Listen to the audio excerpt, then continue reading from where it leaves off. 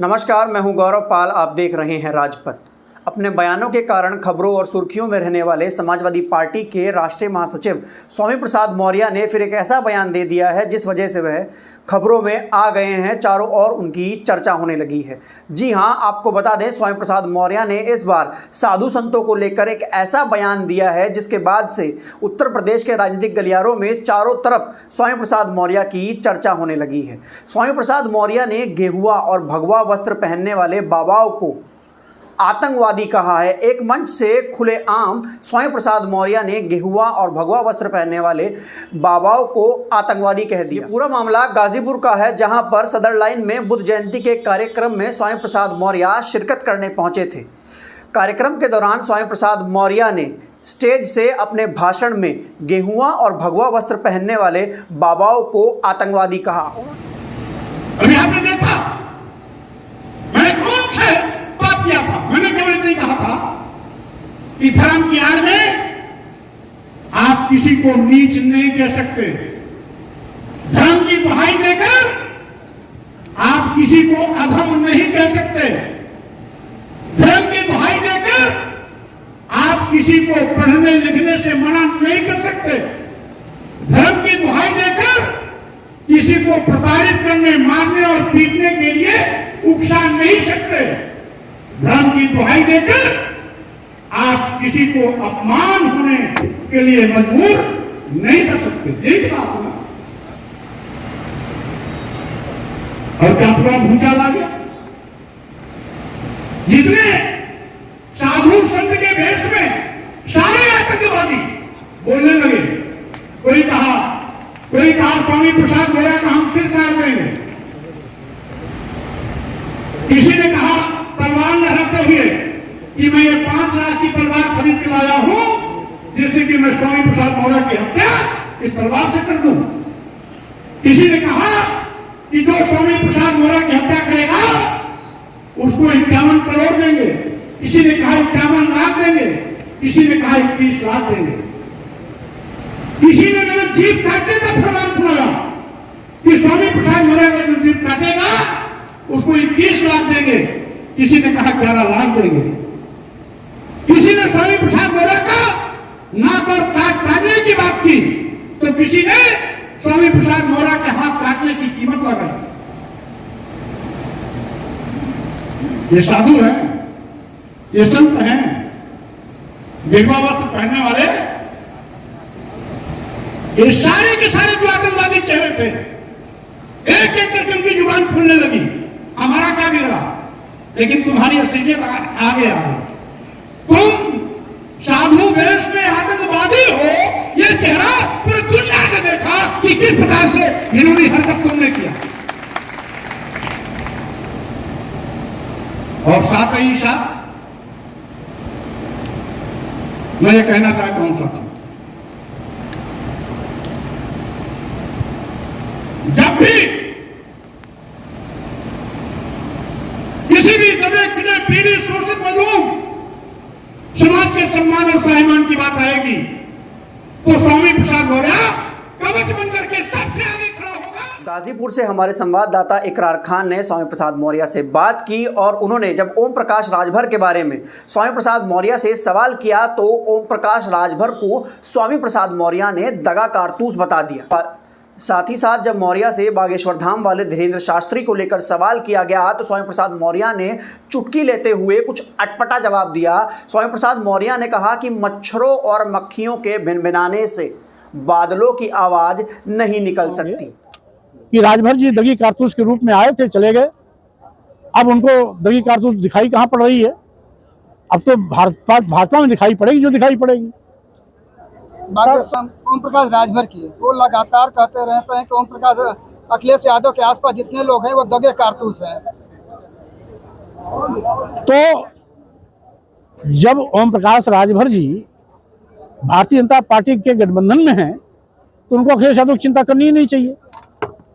और सही मायने में तो जो दगी कारतूस थी वो अपने आप बाहर हो गई।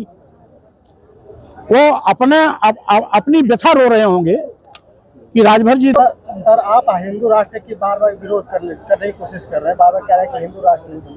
जबकि बिहार में बाबा बागेश्वर धाम और सरकार जो अपने आप को धर्म शास्त्री कहते हैं, मेरे शास्त्री जी भी इसका बिल्कुल पर जा चुके हैं और लगातार हिंदू राष्ट्र का प्रचार प्रसार शुरू हो गया और आप विरोध कर रहे हैं, क्या होगा? मच्छरों और मक्खियों के भ्रमराने से बादलों की एक आवाज नहीं निकल सकती, न कारखाने में तूती की आवाज बाबा जैसे एक नहीं 1000 लोग इस तरह से बोलेंगे तो देश की जनता उसका संज्ञान नहीं लेगी। देश भारतीय संविधान से चलेगा, किसी बाबा के बयान से नहीं चलेगा।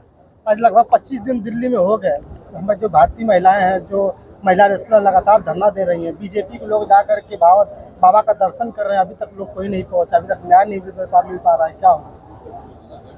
भारतीय जनता पार्टी की सरकार लोकतंत्र को लगातार कुचलने की कोशिश में लगी है। दिल्ली में धरना देने वाली बेटियां कोई ऐसी तैसी बेटियां नहीं हैं, वो विश्व स्तर की उच्च स्तरीय खिलाड़ी हैं, ओलंपिक में गोल्ड मेडलिस्ट पाने वाली लड़कियां हैं, वो पूरे देश की ऐसी गौरवशाली बेटियां हैं जिसपे पूरे देश को नाज होना चाहिए कि पूरी दुनिया में अपने कर्तव्य से भारत का मान बढ़ाया। 6 महीने से आवाज उठाने 6 महीने से लगातार आवाज उठाने के बावजूद भी FIR न लिखना दुर्भाग्यपूर्ण है। FIR तो तब लिखी गई जब माननीय सर्वोच्च न्यायालय ने दखल दिया।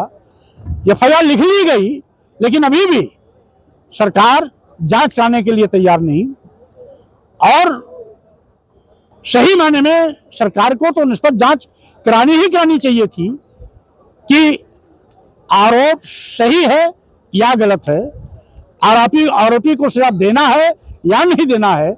जब जांच ही नहीं कराएंगे तो मामला आगे बढ़ेगा कैसे? तो जानबूझ करके यह हमारे देश की गौरवशाली बेटियों का अपमान कर रहे हैं और अपमान करने वालों का साथ दे रहे हैं। मौर्य जी, जम्मू कश्मीर में धारा 370 की बहाली के लिए महबूबा मुफ्ती ने कहा कि जब तक 370 का बहाली नहीं होगा तब तक वो चुनाव नहीं लड़ेंगे।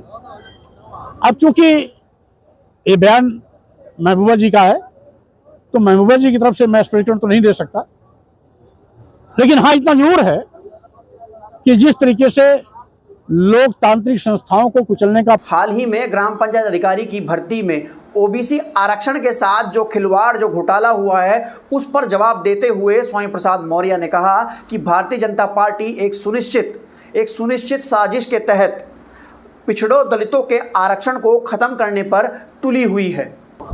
मौर्य जी, ग्राम पंचायत अधिकारी के पद में तो 1486 पद निकाले गए थे, लेकिन उसमें कहीं न कहीं आरक्षण के साथ खेल हुआ है, उसको लेकर क्या कहेंगे? भारतीय जनता पार्टी की सरकार एक सुनियोजित साजिश के तहत लगातार भारतीय संविधान प्रदत्त आरक्षण की व्यवस्था को ध्वस्त करने में लगी हुई है, और उसी का नतीजा है कि आज अनुसूचित जात, अनुसूचित जनजाति और पिछड़ों का आरक्षण भाजपा सरकार निरंतर शून्य करती जा रही है। ये अपने आप में एक बहुत गंभीर मामला है कि संविधान की कसम खाकर संवैधानिक पदों पर बैठे हुए लोग जब संविधान का सम्मान नहीं करेंगे तो स्वाभाविक रूप से देश गर्त में जाने का रास्ता प्रशस्त कर रहे हैं लोग। और आज हिंदू कह करके दलितों, आदिवासियों, पिछड़ों का वोट तो लेते हैं, लेकिन सत्ता में आने के बाद दलितों, आदिवासियों और पिछड़ों का आरक्षण का गला घोट रहे हैं, जो बहुत ही दुर्भाग्यपूर्ण है। दिल्ली के अधिकारियों को ट्रांसफर पोस्टिंग को लेकर अधिकारियों को लेकर अध्यादेश जारी किया गया है, उस पर राजनीति चल रही है। इसको लेकर अखिलेश यादव जी ने ट्वीट भी किया है। देखिए, कुल मिलाकर के केंद्र सरकार का ये हिटलरशाही रवैया है। लोकतंत्र में लोकतांत्रिक तरीके से चुनी हुई सरकारों को सरकार चलाने का पूरा अधिकार है, उसमें दखल देने का काम यदि कोई करता है तो लोकतंत्र की हत्या करना जैसा है। जी, कर्नाटका में जिस तरह शपथ ग्रहण हुआ और अखिलेश यादव जी का जो है मंच से गायब रहना, किस तरह की राजनीति, उसको ऊपर क्या कहेंगे? श्री अखिलेश यादव जी की बड़ी माँ दादी कल ही एक्सपायर हो गई थी। अंत्येष्टि कार्यक्रम में व्यस्त होने के नाते कर्नाटक जाने का कार्यक्रम उनका निरस्त हुआ था। इसके पीछे कोई और कारण नहीं था, बल्कि उनकी बड़े पिताजी की पत्नी यानी नेताजी के बड़े भाई की पत्नी यानी बड़ी मां कि एक्सपायर होने के नाते उनका कार्यक्रम स्थगित किया गया। स्वामी प्रसाद मौर्य के इस बयान के बाद से उत्तर प्रदेश के राजनीतिक गलियारों में लगातार मौर्य के बयान की चर्चाएं हो रही हैं। आपको हमारा ये वीडियो कैसा लगा कमेंट कर जरूर बताइएगा। अच्छा लगा तो अपने दोस्तों के साथ शेयर कीजिएगा और चैनल को सब्सक्राइब कीजिएगा ताकि हम आपके हित की पत्रकारिता करते रहें। धन्यवाद। जय हिंद, जय भारत।